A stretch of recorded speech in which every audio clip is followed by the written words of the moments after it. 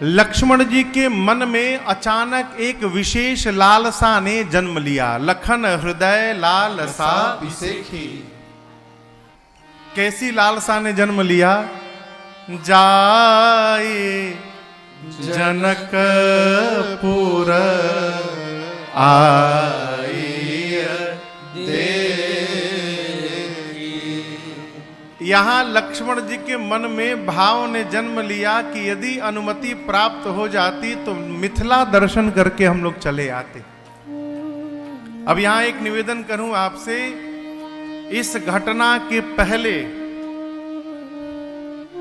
और इस घटना के बाद लक्ष्मण जी के मन में दोबारा कोई सी लालसा ने जन्म नहीं लिया। एकमात्र एक स्थान है जहां लक्ष्मण जी के मन में किसी लालसा ने जन्म लिया। वो भी कौन सी लालसा? जाकर मिथिला देख कर आया जाए। इसके पहले बक्सर गए तो बक्सर देखने की लालसा नहीं जगी। मिथिला के बाद कहां कहां गए, वहां कहीं देखने की लालसा नहीं जगी। यहीं क्यों जग गई, ये प्रश्न है। दूसरी बात, पूर्ण को प्राप्त करके भी कोई अपूर्ण कैसे रह सकता है? जिसके साथ साक्षात परमात्मा चल रहे हो, जो भगवान को प्राप्त कर लिया है, भगवान को प्राप्त करने के बाद भी कोई लालसा बची रह जाए, ये कैसे संभव है? लक्ष्मण जी महाराज को जीवों का आचार्य कहा गया। किसका आचार्य कहा गया?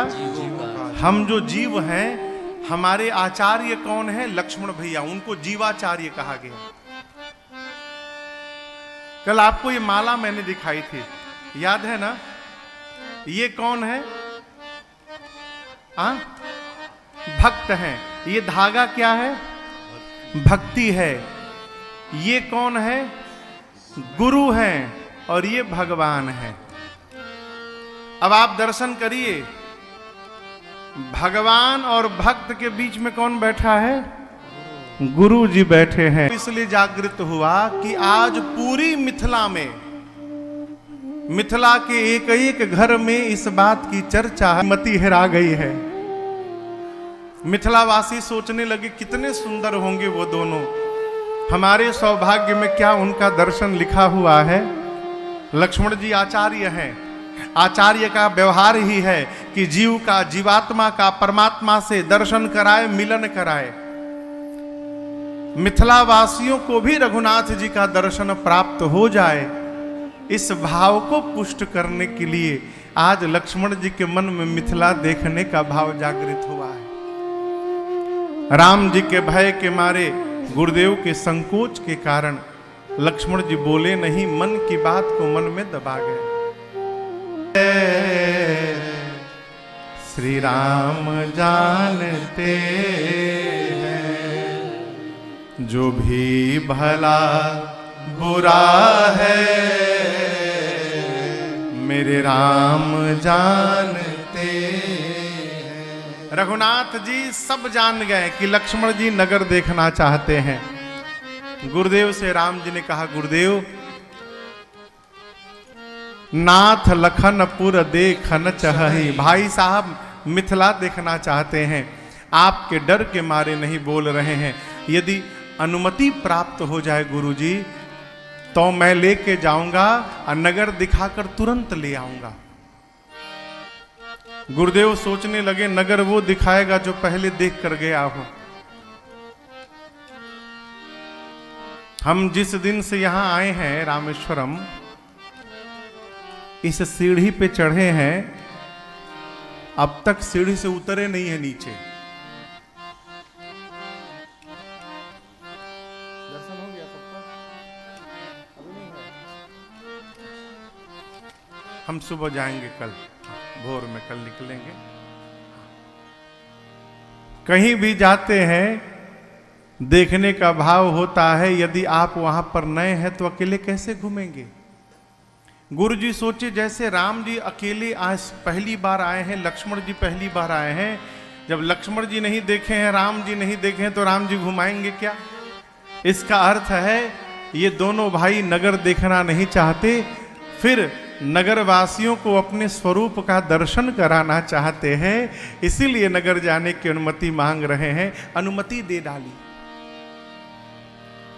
जाई देखी आवहु नगर, सुख निधान दो करहु सुफल सबके नयन, सुंदर बदन दिखा।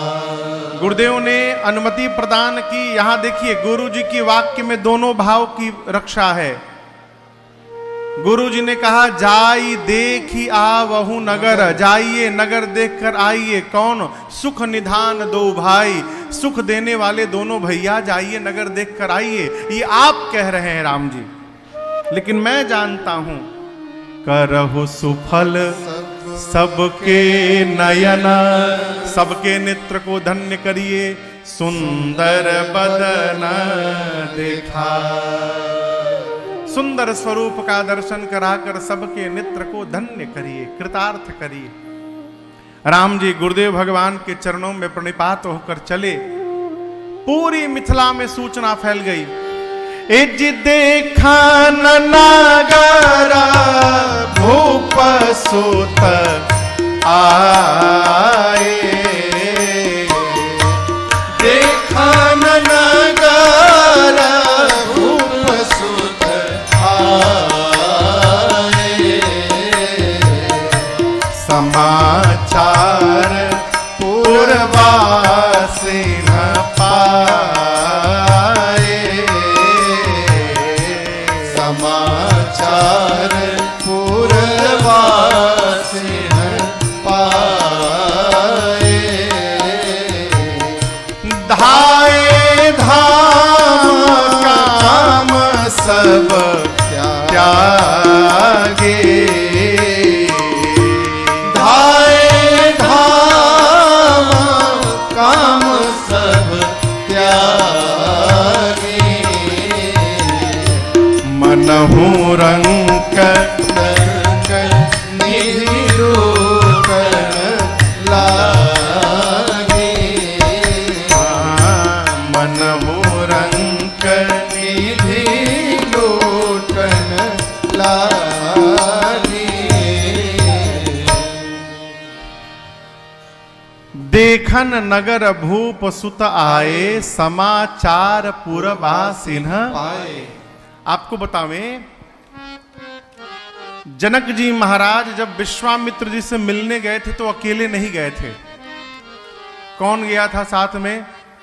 संग सचिव सुचि भूरि भट, भूसुर बर गुर ज्ञाति, चले मिलन मुनि नायक ही, मुदित राउ ये। संग सचिव थे, उनके मंत्री लोग थे, श्रेष्ठ बिरुदावली गाने वाले भट्ट थे, ब्राह्मण देवता थे, गुरुदेव भगवान थे। इतने लोगों को लेकर जनक जी महाराज विश्वामित्र जी से मिलने गए थे। और ये जितने लोग साथ में हैं, सभी लोगों ने जनक जी के भाव भंगिमा का दर्शन किया था। क्या? राम जी के रूप को देखकर जनक जी मोहित हो गए। वो सारे लोग दोपहर में अपने अपने घर में गए तो घर वालों से चर्चा किए कि दो ऐसे सुंदर सुंदर राजकुमार आए हैं जिनको देखकर जनक जी की मति हेरा गई आज। और ये बात पूरी मिथिला में फैल गई। सायं बेला में जैसे राम लक्ष्मण जी नगर में पहुंचे हैं, छोटे छोटे बच्चे घर के बाहर खेल रहे थे। बच्चों ने राम लक्ष्मण जी को देखा आते तो दौड़े घर में जाकर माता पिता से बोले बाहर भागो। क्यों? देखन नगर भूप सुत आए।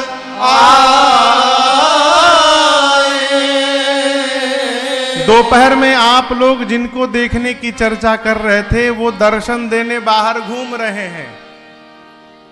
समाचार पुरवासिन पाए। पुरुष लोग घर के बाहर दौड़ पड़े, घर के बाहर भागे। जुबती भवन झरोखन लागी, सखियां माताएं घर के झरोखों में खड़ी हो गई। मर्यादा के कारण राम जी का दर्शन प्राप्त हुआ।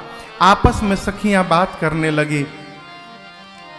कहीं परस्पर बचन सप्रीति, सखी इन्ह कोटि काम छवि जीती। एक सखी ने कहा इतने सुंदर हैं, कौन इनके बराबर सुंदर हो सकता है? ब्रह्मा जी होंगे ना। एक सखी ने कहा दिमाग ठीक है, उनके 4 मुख हैं, इनके तो एक ही दिखाई दे रहे। एक ने कहा फिर ब्रह्मा जी नहीं है तो विष्णु भगवान चलेंगे, बोले उनके 4 हाथ हैं, इनके पास 1-2 ही हाथ है। तो एक ने कहा फिर ब्रह्मा जी नहीं है, विष्णु जी नहीं है, शंकर जी कैसे रहेंगे? एक सखी ने कहा कोई और नहीं मिला, बिकट बेश मुख पंच पुरारी, विकराल रूप धारण करके शिव जी रहते हैं। ये इतने सुंदर हैं, इनके एक एक अंग पर कोटि कोटि कामदेव को न्यौछावर किया जाए तो कम पड़ेगा, कितने सुंदर हैं। अब उन सखियों के बीच में मेरी मां किशोरी जी की 8 सखियां हैं, 8 सखियां है। आपस में रघुनाथ जी को, राम जी को देखकर चर्चा करने लगी, सखियां वार्ता करने लगी। क्या कहू सखी अस को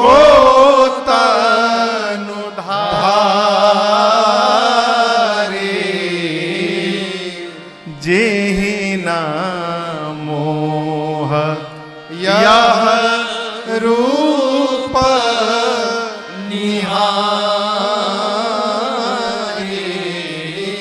जेहि ना। सखी कहती है, देखिए उन सखियों में मेरी सीता मैया की 8 सखियां हैं। कितनी सखियां? 8। अष्ट सखी कहा गया। 8 सखियों में से पहली सखी ने अपना भाव प्रकट किया, बोली सखी संसार में ऐसा कौन होगा जो इस रूप को देखकर मोहित न हो जाए इन पर। दूसरी सखी ने कहा मैं बताती हूं, वो पहले सुनो। देखिए आप लोग यहां आए हैं दर्शन करने,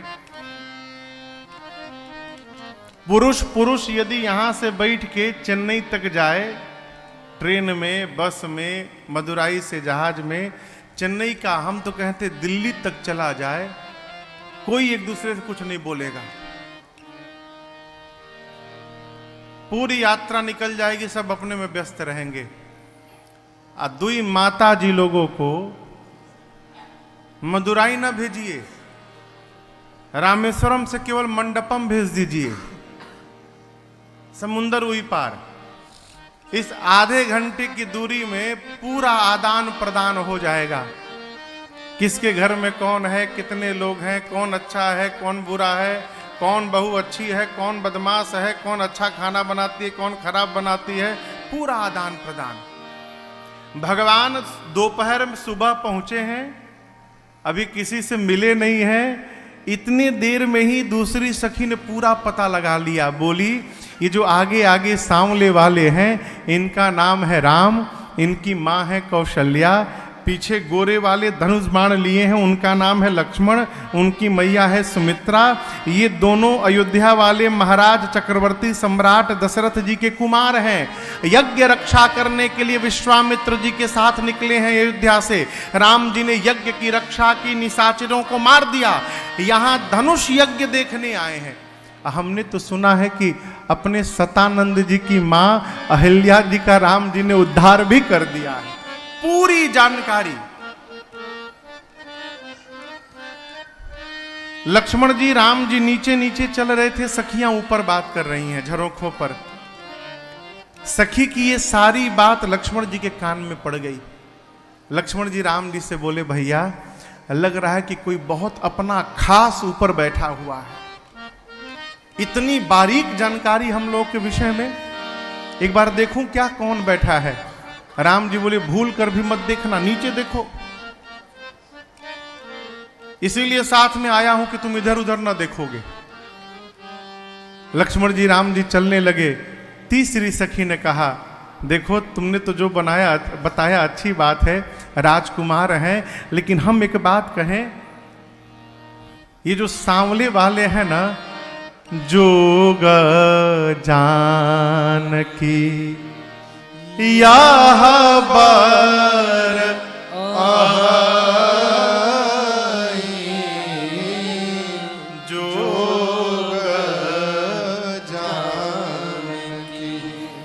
तीसरी सखी ने कहा कि जो सीता के लिए तो लग रहा है कि सांवले वाले एकदम उचित वर होंगे। मेरा मन कहता है कि यदि जनक जी महाराज इनके विषय में ठीक से जान गए ना, तो पक्का विश्वास करो जनक जी अपना प्रण का त्याग कर देंगे और इनके साथ बरबस विवाह करा देंगे।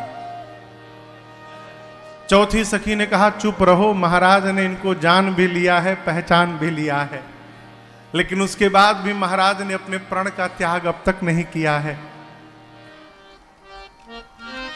पांचवी सखी ने कहा कि मुझे जहां तक पता है कि ब्रह्मा जी सबको उचित फल प्रदान करते हैं, यदि ये बात सत्य है तो विश्वास करो ये सांवले वर ही सीता जी को प्राप्त होंगे, इसमें कोई संशय नहीं है।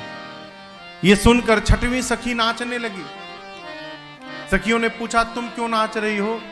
बोली मैं ये सोच के आनंद में झूम रही हूं कि विवाह के बाद ये जब जब सीता जी को विदा कराने के लिए मिथिला में आएंगे, हम लोगों को उतनी